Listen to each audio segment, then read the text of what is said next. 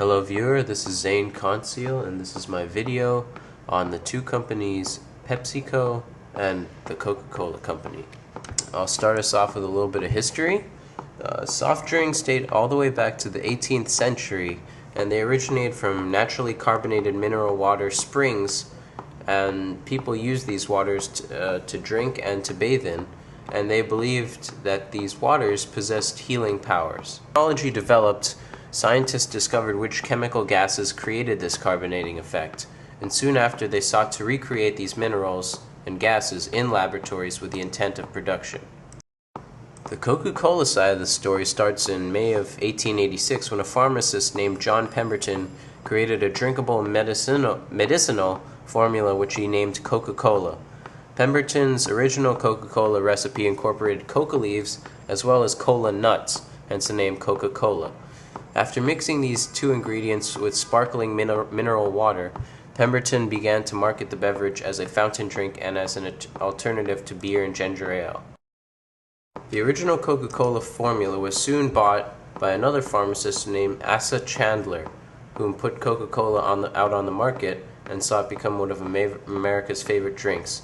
During this time, from 1890 to 1900, the sale of soft drinks went up 40-fold. Starts soon after Coke. People often speculate as to who actually owns Coke and Pepsi. However, because of their immense value, it's impossible that only one single person could own them. And because they're publicly traded companies, they are owned by the respective shareholders in their respective proportions.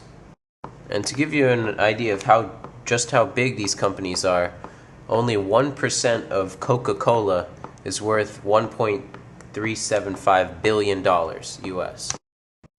Within its Pepsi brand, Pepsi owns soft drinks such as Mountain Dew, Pepsi, Sierra Mist, and drinks like water like Aquafina. Within its Frito-Lay brand, Pepsi owns many types of chips and dips like Doritos, Tostitos, Sun Chips, Lay's, all that kind of stuff. Within its Tropicana brand, Pepsi owns and distributes various types of juices like orange juice, apple juice, mango juice, etc. With Pepsi's Quaker brand, they create and distribute cereals like Life and Captain Crunch, as well as stuff like Quaker Oats and Quaker Chewy Bars, and even things like Aunt Jemima's Original Maple Syrup. Pepsi's final brand is called Gatorade. With Gatorade, they create Gatorade and G2 Tiger Gatorade, as well as Propel Vitamin Water. Coca-Cola too is the owner of many brand names. However, most of these brands are refreshment-based products. They own soft drinks like Coke and its variants, as well as Sprite and Fanta. They own powder mixer drinks like 8 O'Clock and Minute Maid. They even own alcoholic drinks such as Bacardi. They also, finally, own many competitor drinks to Pepsi, like Powerade to PepsiCo's Gatorade. Before we can talk about integrations and other economic things, we must first understand the process in which Pepsi and Coca-Cola create their products. First, they sell the concentrate syrup of the drinks to their bottlers. The bottlers then mix it and sell it to stores and control all kinds of, whether they sell or how much the price is, etc., etc. Recently, Coca-Cola and PepsiCo have begun to partially vertically integrate into bottling. Coca-Cola has started the CCE, the Coca-Cola Enterprises, and established it as an independently bottling subsidiary of Coca-Cola. Coca-Cola, as the parent company, is also planning on buying smaller struggling bottling companies and selling them to CCE to make it bigger. PepsiCo has also acted similar to Coca-Cola in that it has also bought smaller bottling companies and sold them to its own smaller bottling company that it owns privately. This type of integration is called vertical integration, and we know it's vertical because all these companies are making the same good but are in different stages of production of that good. More specifically, the type of vertical integration that we're seeing here is a vertical integration called backwards vertical integration, because of the stage of production that the bottling companies are at and the stage of production that the buying company, which would be PepsiCo, is at. as well as the Coca-Cola company, of course. We can see a lot of horizontal integration in Pepsi, and we see this because of the audience that Pepsi aims for. They cater mostly to a lower to middle class population that desires a quick snack or a tasty drink. In more economic terms, they're conducting their businesses through activities at the same value chain. PepsiCo and Coca-Cola are also very careful to cater towards the specific wants of their customers. For example, if someone wants a nice cold Pepsi but they can't take all the sugar, then they'll just get a Diet Pepsi. And if they don't like the taste of a Diet Pepsi, they can just get a Pepsi Max, and so on. And if they don't feel like a soft drink at all, they might want to get some juice, and voila, Pepsi dominates the market for juices through Tropicana. If you take a look at the demand curves in front of you, we can see the elasticity of the goods that Pepsi and Coca-Cola make. First, we can see the red line, which is completely vertical, thus it is completely inelastic. This good would just be drinks in general, because people need liquid to survive and live.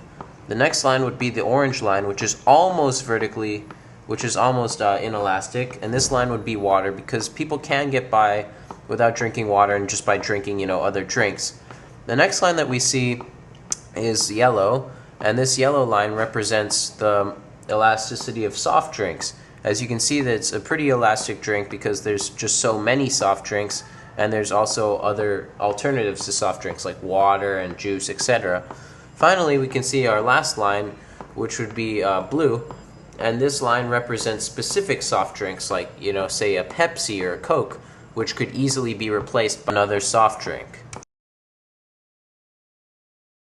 This happens because the elasticity of specific goods is always greater than the elasticity of the more general goods. And you can think of the elasticity of pork as a meat, and then you can think of the elasticity as all of meats in general, because you need a little bit of meat in your body, whereas you can eat other meats instead of pork. Thus, pork is more elastic. Now I'm going to try and show you the elasticity of specific competitor drinks between Coke and Pepsi. And right now I'm using Sprite and 7-Up as my two examples.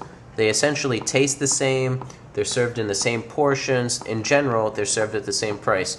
So what I'm going to say is if they're both sold at $5 each, the quantity demanded for either will be 50%, 50-50, so they're both being bought equally by consumers. Now, if you look at the chart, let's say that 7-Up has increased its price by 20% from $5 to $6, while Sprite is still staying the same. This change in price will cause a larger change in quantity demanded, percentage-wise, as we can see that the 20% increase in 7-Up has lost it about 40% of its quantity demanded. Now we can see a 3-year-long chart stating the stock value of the PepsiCo, PEP, and Coca-Cola, KO. And these two companies are being represented by their two biggest bottling and producer groups. The blue line is Coca-Cola, and the yellow line is Pepsi. And as you can see, the two graphs are very similar and congruent and alike in both periods and slumps, like peak periods, I mean. Overall, Coca-Cola is more valuable share-wise almost all of the time except for a brief period late in 2008. At the start of 2008, both of the stocks reached their peak values lately, and this is because the market is doing very well. However, both of these companies see very sharp drops in value towards the end of 2008, which is when the recent economic recession has started. And this recession hurt all kinds of global economies as well as individual stocks and companies and firms. And that's pretty much all. Thank you for listening, and I hope you learned a thing or two about two brands that you see every day in school, at work, at home, down the street, etc. Thank you. Bye.